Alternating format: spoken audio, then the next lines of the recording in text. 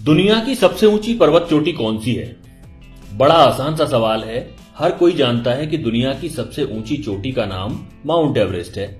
दरअसल ये उन बेसिक सवालों में से एक है जो हमें बचपन से ही रटाए जाते हैं। आप में से बहुत से लोग ये भी जानते होंगे कि माउंट एवरेस्ट का नाम एक अंग्रेज अधिकारी सर जॉर्ज एवरेस्ट के नाम पर रखा गया था। लेकिन जो आप में से बहुत से लोग नहीं जानते होंगे वो ये है कि जिन सर जॉर्ज एवरेस्ट के नाम पर माउंट एवरेस्ट का नाम रखा गया, उन्होंने न तो कभी माउंट एवरेस्ट की ऊंचाई मापी और न ही वे कभी अपने जीवन में माउंट एवरेस्ट के आसपास भी फटके। जी हां, बल्कि आपको और भी सुखद आश्चर्य होगा जब आप ये जानेंगे कि एवरेस्ट की ऊंचाई नापने वाला शख्स कोई ब्रिटिश नहीं बल्कि एक भारतीय गणितज्ञ था और इस भारतीय का नाम था राधानाथ सिकदर। क्या आपने ये नाम पहले कभी सुना है? शायद नहीं। हम में से बहुतों ने नहीं सुना होगा क्योंकि हम जो इतिहास पढ़ते हैं वो ज्यादातर वही है जो अंग्रेज या विदेशी इतिहासकार हमारे लिए छोड़ गए हैं। राधानाथ सिकदर भारत की उन अनेकों अल्पज्ञात महान विभूतियों में से एक है जिन्हें इतिहास में वह स्थान नहीं मिला जो मिलना चाहिए था।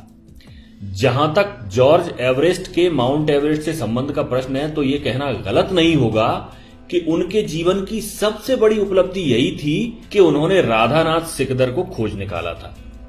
दरअसल 19वीं सदी की शुरुआत में अंग्रेजों ने भारत का मानचित्र तैयार करने के उद्देश्य से पूरे देश का एक त्रिकोणमितीय सर्वेक्षण का प्रोजेक्ट आरंभ किया था। इसी प्रोजेक्ट के तहत सन 1830 में सर जॉर्ज एवरेस्ट नाम का एक अंग्रेज अधिकारी सर्वेयर जनरल ऑफ इंडिया बनकर भारत आया।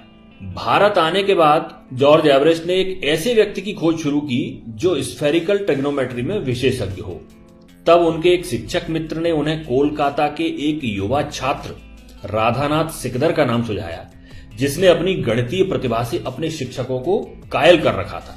फिर क्या था, सर जॉर्ज एवरेस्ट ने राधानाथ सिकदर को अपने विभाग में कंप्यूटर के पद पर नौकरी पर रख लिया। उस समय आज की तरह कंप्यूटिंग का काम कंप्यूटर मशीनों से नहीं बल्कि इंसान कंप्यूटरों से कराया जाता था जो कागजों पर प्राप्त डेटा को कंप्यूट करते थे। राधानाथ सिकदर बेहद मेहनती और प्रतिभाशाली इंसान थे जिसके कारण सर जॉर्ज एवरेस्ट उनसे काफी प्रभावित रहते थे। फिर आया साल 1843 जब जॉर्ज एवरेस्ट रिटायर हो गए और उनके स्थान पर नए सर्वेयर जनरल बने कर्नल एंड्रयू स्कॉट वॉ। अब ध्यान रहे, अब तक माउंट एवरेस्ट, जिसे उस समय पीक एक्सवी के नाम से जाना जाता था, की ऊंचाई नापने का काम शुरू नहीं हुआ था। ये तो कर्नल एंड्रयू स्कॉट वॉ थे जिन्होंने राधानाथ को पीक एक्सवी की ऊंचाई मापने का काम सौंपा। राधानाथ अपने काम में जी जान से लग गए और सालों की कड़ी मेहनत के बाद आखिर 1852 में पीक एक्सवी की ऊंचाई बताने में सफल हुए। उन्होंने बताया कि इसकी ऊंचाई 29,002 फीट है जो दुनिया में ज्ञात सभी पर्वत चोटियों से ज्यादा है। लेकिन इसके बाद भी इसकी तत्काल घोषणा नहीं की गई क्योंकि राधानाथ अपनी हर गणना से हर तरह से संतुष्ट होना चाहते थे। सभी आंकड़े एक बार फिर से जांचे गए और आखिरकार 1856 में जब वे पूरी तरह संतुष्ट हो गए तब इस बात की आधिकारिक घोषणा की गई कि पीक एक्सवी ही दुनिया की सबसे ऊंची चोटी है। इससे पहले कंचनजंगा को दुनिया का सबसे ऊंचा पर्वत शिखर माना जाता था। खैर, अब बारी आई पीक एक्सवी का नाम रखने की। अगर भारत उस समय आजाद होता तो बहुत संभव था कि उसका नाम माउंट सिकदर या माउंट राधानाथ रखा गया होता। लेकिन उस समय तो हुकूमत अंग्रेजों की थी, तो कर्नल एंड्रयू स्कॉट वॉ ने उस चोटी के लिए नाम चुना माउंट एवरेस्ट। यह नाम उन्हीं सर जॉर्ज एवरेस्ट के नाम पर था जो कर्नल एंड्रयू स्कॉट वॉ के पूर्व भारत के सर्वेयर जनरल हुआ करते थे।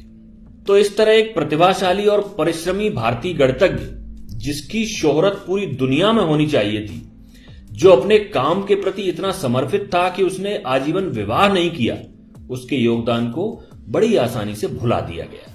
लेकिन उस समय तो जो हुआ सो हुआ, शासन अंग्रेजों का था और हम ज्यादा कुछ कर नहीं सकते थे।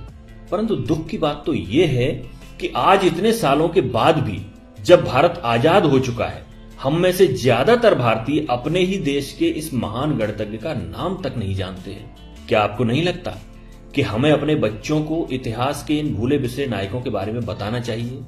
क्या यह अच्छा नहीं होगा कि हम जब भी किसी बच्चे को माउंट एवरेस्ट के बारे में बताएं तो उसे साथ ही साथ राधानाथ सिकदर के बारे में भी बताएं।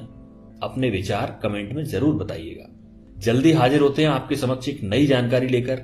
ये वीडियो अगर पसंद आया हो तो इसे लाइक और शेयर करना मत भूलिए। धन्यवाद। जय हिंद, जय भारत।